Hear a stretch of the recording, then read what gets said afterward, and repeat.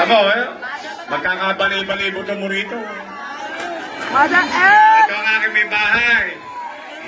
Dahil ito yung mga kapitbahay ko. Nandito naman ang anak kong panganay, si Patrick. Patrick, come here. Pasensya na kayo, puro Inglesero to. Dinudugo ilong ko rito pag nakakausap ko to.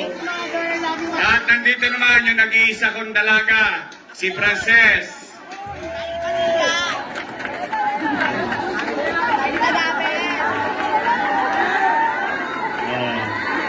Sino ba binata dyan? Pangkalawit to. Yung akin naman, si Franco. Yan.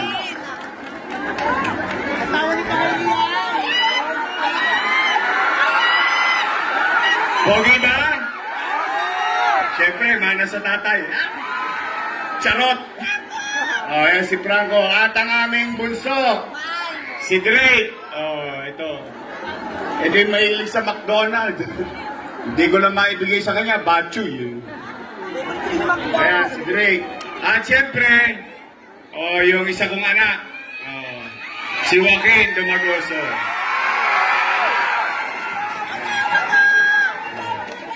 Ayan po ang aking pamilya, mga kapitbahay ko. Siguro, sa inabahaba ng panahon, alam niyo, lagi ko silang kinukubli. Opo, iniiwas ko talaga sila sa politika hanggat maaari.